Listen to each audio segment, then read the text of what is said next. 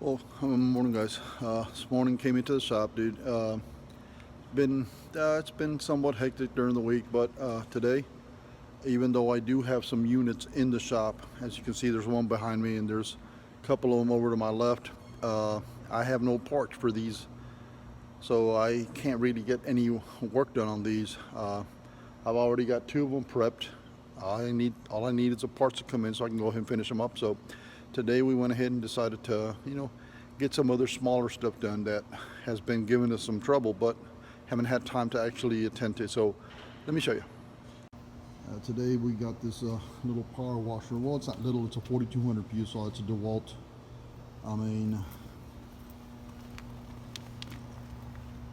It's running off a Honda GX. I'm not sure. It's a 390. I'm assuming that's what, like maybe 9.5 horse, give or take. Well, this one, guys, it starts. It actually functions, but you got to keep the choke halfway in order for it to actually run, and it'll kind of fall out the plug. So we know it's a carburetor issue. So we're gonna go ahead and take that little carburetor out and get it cleaned out. I used to work in a small engine repair shop, so I've worked in these Hondas quite a bit, so I know what the problem is. I'll show you. It's got a little jet that's got to get cleaned out. Let me go ahead and take it off and tear it apart so I can show you guys.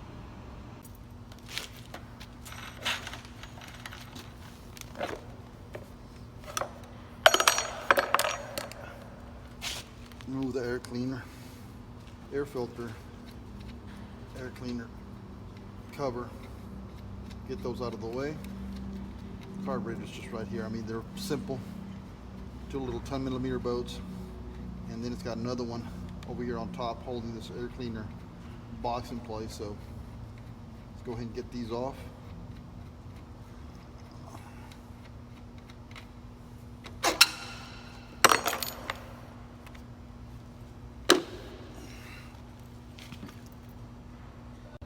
Well, 10mm bolt over here on top. Let me get this. It's a little bit faster, guys. So 10mm, and we got two 10mm nuts. Then we have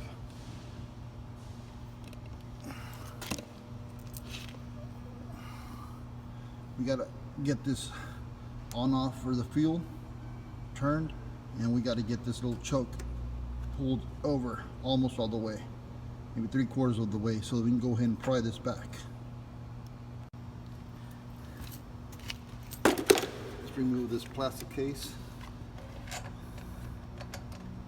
off. Go ahead and pull this little choke lever off. Now we got the crankcase little breather connects to this little air cleaner attachment, so this just kind of slides right out. Then we got this little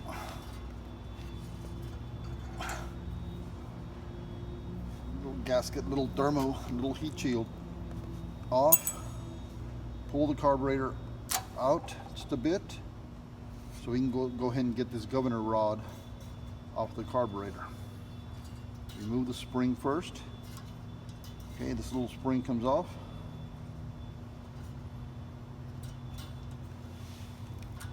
There, spring's off. Now we can turn this, pull forward, and pull this little rod completely out that carburetor. Now we do have a fuel hose coming into this. It's got a little hose, little clamp.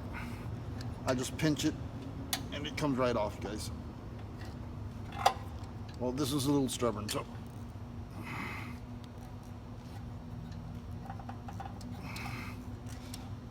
there we go. Clamp is off. I take the little 10mm bolt that I took from the air cleaner housing, and I plug up this hose so that the fuel doesn't keep dripping out of the fuel tank. Get the sucker out and kind of raise it up so that the level of the fuel is below this hose. See, fuel doesn't keep dripping out or spilling out. Alright, now we got this carburetor completely off the unit.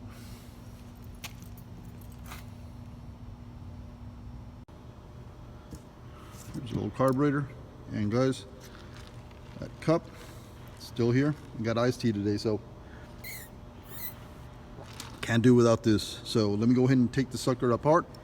On this one, guys, there is fuel inside the fuel bowl and inside this little strainer, so 10 millimeter.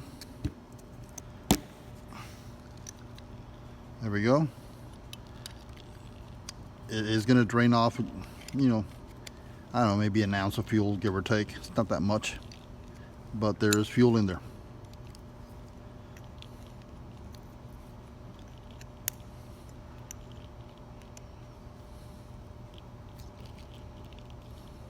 There we go, guys. Little filter. And now comes the fuel bowl. Crack this open. Crack this loose, sorry. I hold it down. Get that little nut out of the way. You could have drained the carburetor on the unit, on the power washer. Just remove this little nut here and it'll drain. That way you don't make this mess. We have these tables and they have a little fence on them, so whatever fluids leak onto it won't leak out. There's a bowl. Look at all that junk in there, guys. Power washers, I'm gonna say like maybe a year and a half old. Hardly ever gets used, but it does sit there quite a while, and all that accumulation of junk just in there. All right, flip this over. You do have this little needle float assembly pin that holds it together. Needle and float come straight out. There's a little needle. All right, and there's your seat is in here. These, they don't have a rubber seal or nothing base in the bottom. It's just aluminum. The needle itself has a little seat, so whenever the fuel level gets to a certain height, it'll just close off and no more fuel actually goes into this bowl. That keeps it level. So we got that out.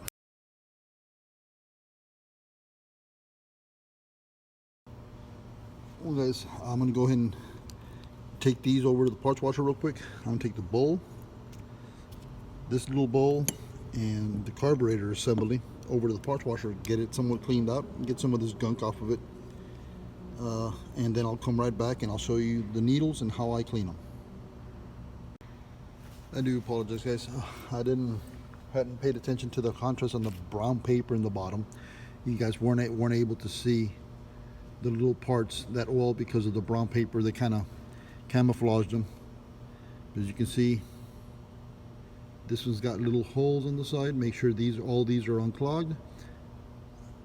These 3 here and these 5 here. Of course, you have to make sure that this is clear. I mean, I can actually see through it, so I know it's clear. I know it's clean, but I got to make sure that all these 5 and these 3 are okay. This is your fuel jet. This is what allows so much fuel to go through as the air is going through the carburetor. As the air is going through, this tube is on the inside.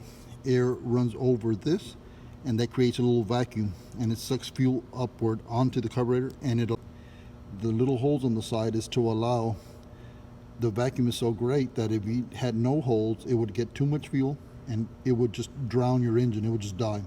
So these holes are meant to allow air to go in there. The vacuum is not that strong, so less fuel is picked up and goes into your engine. So this is how they regulate or adjust how much air and fuel go into the combustion chamber of the engine.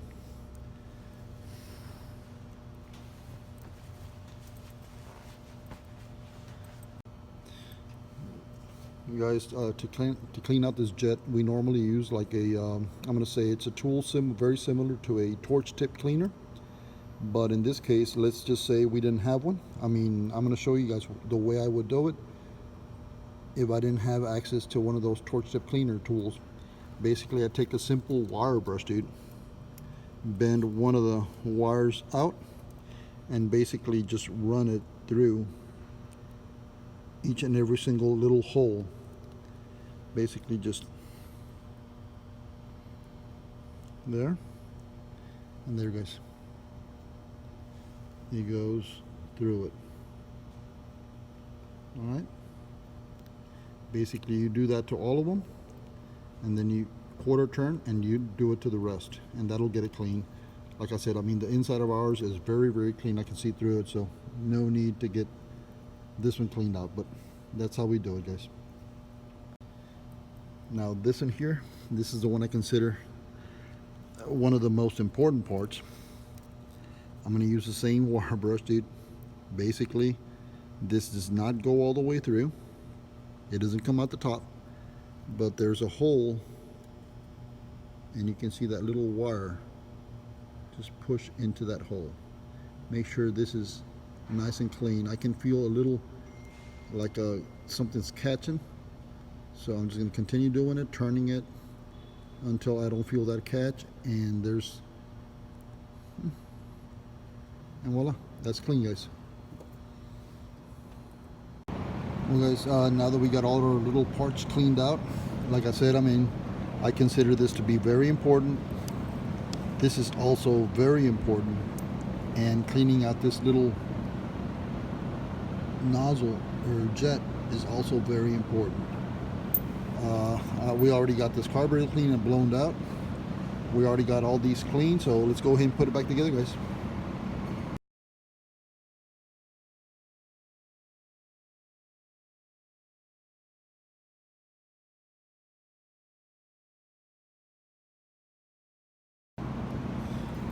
On this one, guys, we do have this little fuel, this little on and off little valve. If you take this off, all you'll see is a round little rubber, like a gasket type of thing, and it's got 4 little holes in it. We weren't having an issue with our fuel flowing into the carburetor, so I didn't want to mess with it. And again, and also you do have this little adjusting needle. I don't recommend you take this one off unless the carburetor is like really nasty, because for that you would have to blow this little cap off of it, and the little screw is a very tiny little screw in the bottom. You need one of those little micro screwdrivers to get it off and put it back on. I don't like messing with them if I don't have to, so I'm gonna go ahead and leave this one on. And this is your idle, this little plastic little screw here. Well, you really can't adjust it until you put it back on and start that little motor. And that's when you turn this one clockwise to rev it up more, turn it counterclockwise to drop the RPMs on that motor. I guess so. Let me go ahead and put this back on and give it a start up, see what it does. Well, guys, let me go ahead and set this carburetor back in place. Before I push it in all the way in, gotta get this little governor rod installed on the little carburetor. Give me a second, guys. There we go. Got to get this spring back in its place.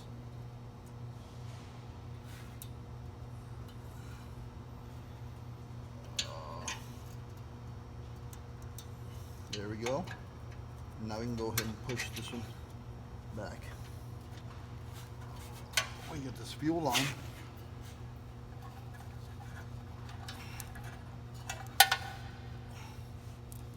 Get the little screw back out of it.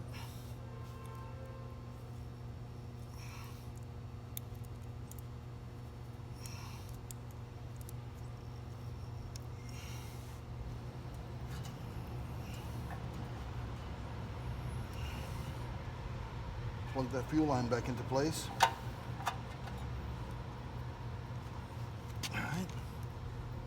Got to get this little clamp back on the hose.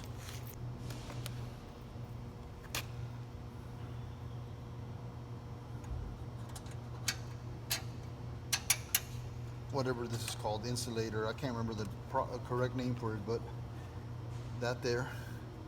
Get this little plastic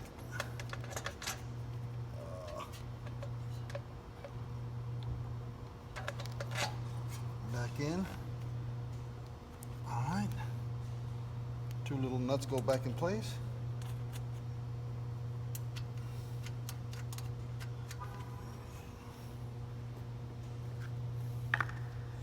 Little bolt goes in the top.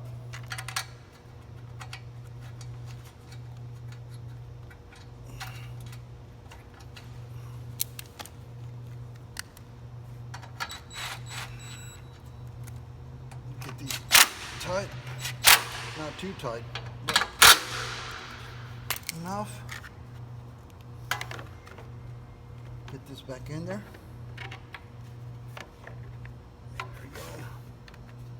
There we go. Air filter goes back in. Alright. Wing nut goes back on.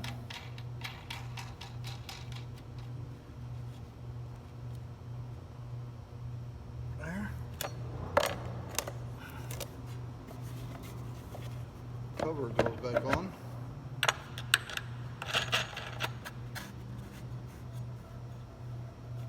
Open up this fuel petcock.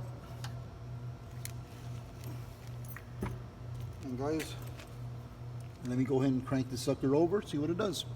It's gonna get a little loud, so I will go ahead and cut out the noise from the video.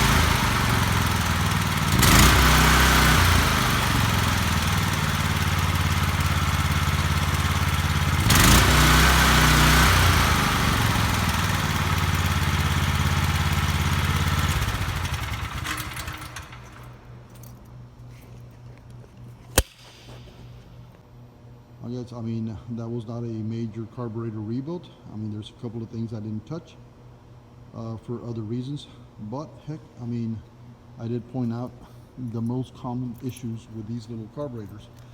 It doesn't only go to Honda. Predator engines are built just like this one. So Predator engines are copies of Honda, so basically same type of carburetor, same setup. And these carburetors will go anywhere from a GX140 all the way to the 460s or 490s or something like that. So they're all the same, different diameter, different sizes. The needles are sometimes a little bit bigger, sometimes a little bit smaller, depending on the engine.